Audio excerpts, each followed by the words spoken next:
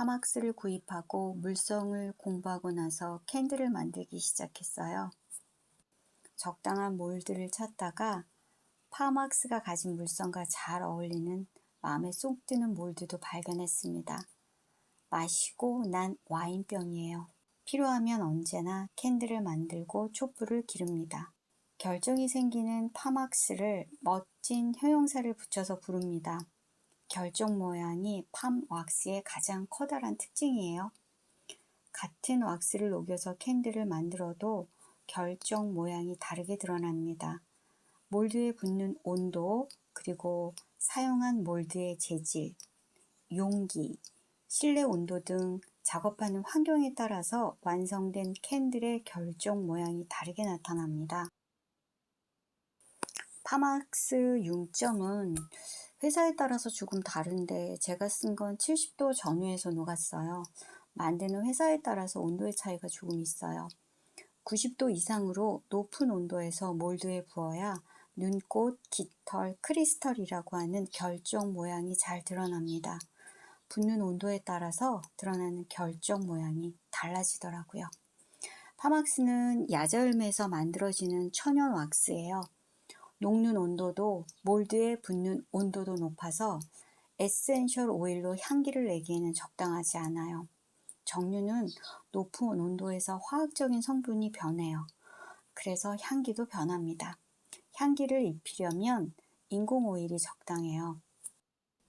초에 불을 붙이면 촛불 근처에 초가 녹고 녹아서 액체 상태가 된 초가 심지를 따라서 올라갑니다.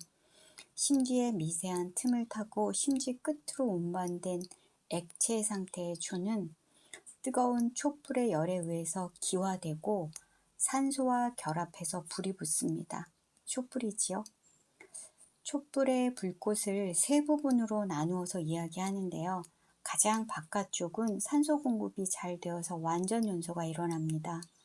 온도도 섭씨 1400 정도로 높아서 불꽃의 색을 볼 수가 없어요.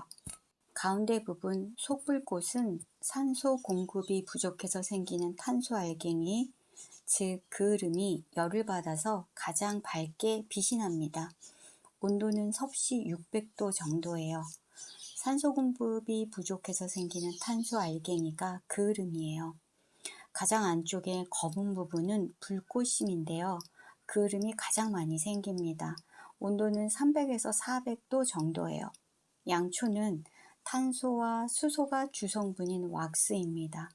완전 연소하면 이산화탄소와 수증기가 발생합니다. 하지만 심지 부분은 산소와 접촉 기회가 적어서 불완전 연소가 일어납니다. 그을음이 발생합니다. 연소될 때 그을음 입자 성분이 나오는 것은 양초는 물론이고 탄소를 포함한 수많은 물질들이 똑같습니다. 양초를 피울 때 환기는 선택이 아니라 필수입니다. 파라핀 왁스는 석유로부터 만들어져서 연소할 때 디젤 연료가 탈 때와 같은 연소물을 내놓는다고 합니다. 사용 중에도 사용한 후에도 환기가 필요합니다. 천원에서 유래하는 밀랍, 소이 캔들, 파막스 캔들은 실내 공기질을 높일 수 있다고 선전하는 이야기가 전혀 근거가 없는 건 아닌 것 같아요. 그러나 환기는 필수입니다. 가스등이 발견되기 이전에 유럽의 극장에는 촛불 관리인이 꼭 필요했다고 해요. 무대의 맨 앞쪽을 따라서 한 줄로 촛불을 켜놓아 그 빛이 배우들을 밑에서부터 비추도록 했다고 합니다. 공연에 300개에서 500개 정도의 촛불을 사용했다는 기록이 있어요. 공연 도중에 조명으로 사용한 양초에서 그을음이 심하게 나지 않도록 수시로 심지를 잘라내야 했다고 합니다.